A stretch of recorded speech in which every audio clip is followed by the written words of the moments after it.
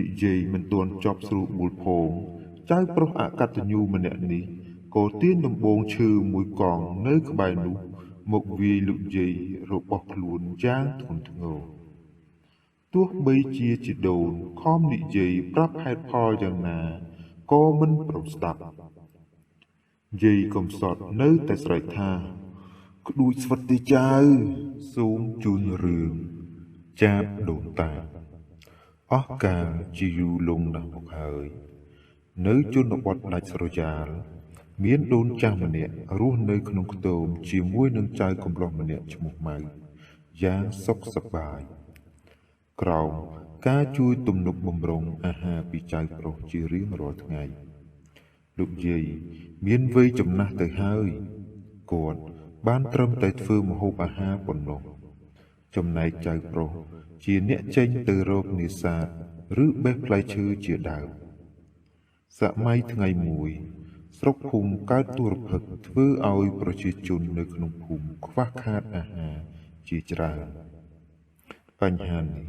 ធ្វើឲ្យអ្នកស្រុកបាននាំគ្នាទៅជីកក្ដួចនៅឯព្រៃដើម្បីយកមកលាយជាមួយបាយក្នុងគ្រានោះកំឡោះម៉ៅក៏បានសុំជីដូនទៅជាមួយអ្នកភូមិដែរពួកគេធ្វើដំណើរជីកក្ដួចនៅតាមជើងភ្នំដែលមានព្រៃល្បាស់តូចៗមានស្លឹកស៊ុបទ្រុបសម្បូរទៅដោយវល្លិក្ដួចមានមើមជាច្រើនអ្នកភូមិនិងកំឡោះម៉ៅបាននាំគ្នាជីកក្ដួចដោយចិត្តរីករាយពួកគេដើរជីកក្ដួចបានមើមជាច្រើនមើមខ្លះធំប៉ុនកដៃមើមខ្លះប៉ុនកជើងនិងមើមខ្លះទៀតធំប៉ុនភ្លៅក៏មានដែរលុះរសៀលទុនទៀបទើបពួកគេនាំគ្នាប្រមូលមើមដាក់ស្បោងរៀងៗខ្លួនត្រឡប់មកផ្ទះវិញជីដូនរបស់ម៉ៅបានចុតក្ដួចត្រាំទឹកទុកហាលថ្ងៃព្រោះគាត់ជាអ្នកដែលចេះវិធីចុតក្ដួចពីម្ដាយរបស់គាត់បើសិនជាមិនចេះចិត្តទេវាអាចនឹងធ្វើឲ្យពលជាក់ជាពុំខានព្រឹកឡើងកំឡោះម៉ៅបានជួយស្រង់មើមក្ដួចពីទឹកដាក់ហាលថ្ងៃពេញពីកន្ទេលស្លឹកត្នោតកំឡោះម៉ៅមានសេចក្តីរីករាយណាស់ព្រោះគេគិតថានឹងអាចទុកហូបបានយូរថ្ងៃទម្រាំតែដល់ស្រូវឆ្នាំថ្មីប្រមូលផលបន្ទាប់ពីកំឡោះម៉ៅជួយហាលក្ដួចរួចហើយក៏ចេញទៅជីកក្ដួចជាមួយអ្នកស្រុកទៀតលុះដល់ពេលល្ងាចថ្ងៃគងភ្នំកំឡោះម៉ៅក៏ត្រឡប់មកផ្ទះវិញពេលនោះក៏ស្រាប់តែឃើញមើមក្ដួចដែលហាលថ្ងៃកាលពីព្រឹកមិញមានតែមួយល្អីក្រៀងនាយម៉ៅគិតថាប្រកាស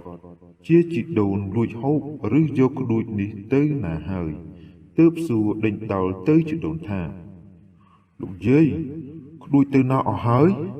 ហេតុអីក៏តិចម្ល៉េះ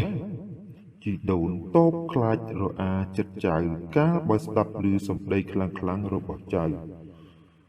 ក្ដួចនេះវាស្វិតអស់ទៅហើយណាចៅយាយខំប្រមូលបានតែប៉ុណ្្នឹងឯង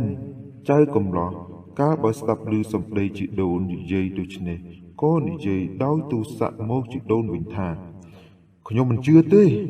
ប្រកាសជាយាយលួចហូបអស់ជាក់ជាមិនខាន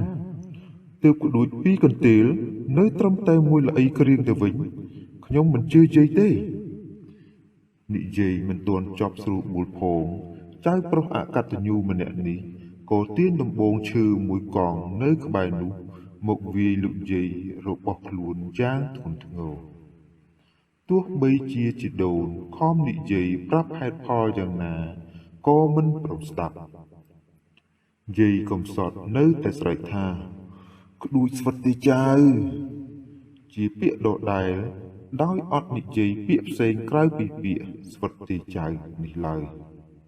មុនពេលស្លាប់ជីដូនកំសត់និយាយទាំងមានឈាមប្រឡាក់ពេញខ្លួនប្រាប់ចៅថាក្ដួចស្វិតទេចៅនិយាយបានប៉ុណ្ណេះលោកយាយក៏ស្លាប់ទៅនៅពេលនោះដែរព្រះឥន្ទក៏បានមកប្រោសលោកយាយកំសត់ឲ្យคล้ายទៅជាសត្វចាបមួយមានឈ្មោះថាចាបដូនតា ដែលគេអាចស្ដាប់នៅពេលដែលវាស្រែកថាចៅចៅ